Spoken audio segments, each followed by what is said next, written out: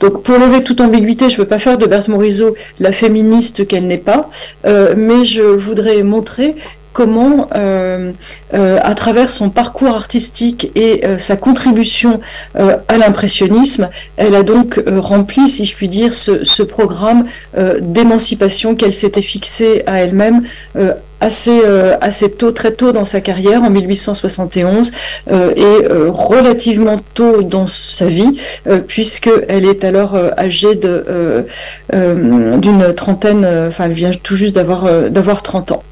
Donc, image suivante.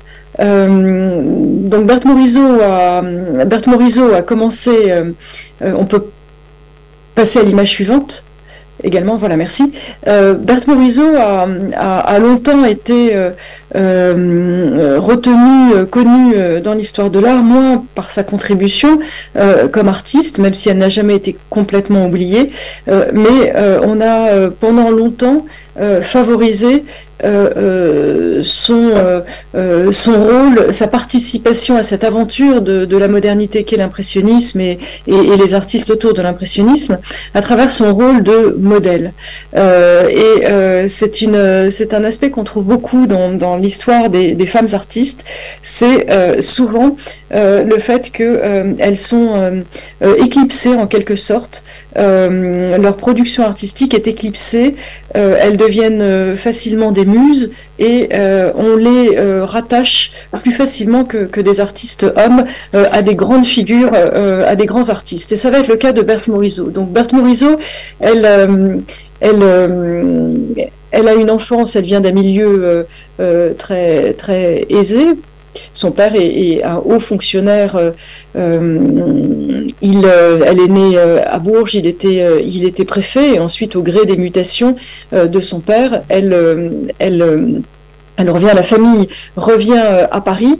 Et notamment, la famille s'installe dans le quartier de Passy, dans le 16e arrondissement, endroit quartier de Paris que Berthe Morisot ne quittera jamais jusqu'à sa mort. Donc elle restera fidèle à ce quartier qui est à l'époque un quartier un petit peu périphérique de Paris, encore assez bucolique, avec beaucoup d'espaces verts, beaucoup de jardins.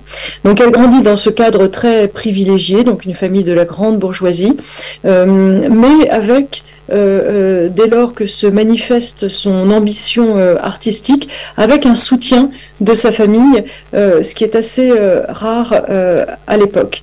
Elle commence une première pratique artistique comme beaucoup de jeunes filles de son milieu, c'est-à-dire comme ce qu'on appelle à l'époque des arts d'agrément. Donc de même qu'on fait de la musique, de même elle pratique le dessin. Et d'ailleurs, pour la petite histoire, c'est la mère de Berthe Morisot qui inscrit ses 3 filles. Berthe Morisot a une sœur qui s'appelle Yves, et une autre sœur qui s'appelle Edma, sur laquelle on reviendra plus longuement au cours de cette conférence.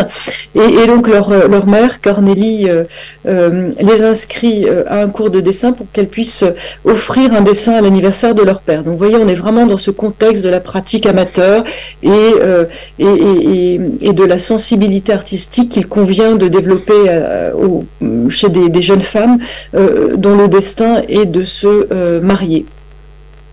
Il va en être autrement pour Berthe Morisot et pour sa sœur Edma, puisqu'elles vont prendre goût non seulement au dessin, mais aussi à la peinture, et elles vont réclamer à leurs parents un enseignement de qualité. Alors il faut savoir qu'à cette époque, quand on veut devenir une artiste, il y a 2 possibilités pour se former, pour en faire sa profession, et ça c'est un aspect important sur lequel je reviendrai tout au long de cette conférence.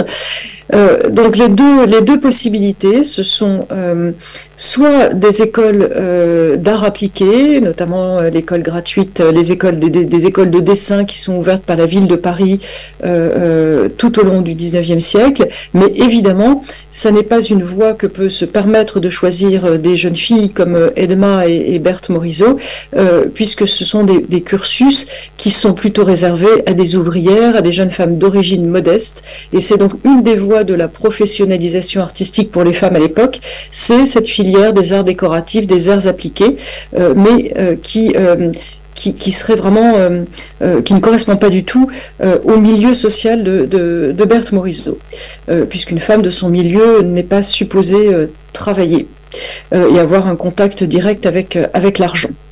La deuxième voie, et c'est celle que va emprunter Berthe Morisot, c'est celle des cours privés. Nombreux sont les professeurs et les grands artistes du XIXe siècle qui enseignent d'un côté à l'école des Beaux-Arts, donc des élèves masculins. L'école des Beaux-Arts n'est pas accessible aux femmes, elle deviendra accessible aux femmes après la mort de Berthe Morisot en 1896, grâce au combat et aux revendications d'artistes femmes contemporaines de Berthe Morisot, qui, elles, sont féministes, mais combat auquel Berthe Morisot ne se joindra jamais.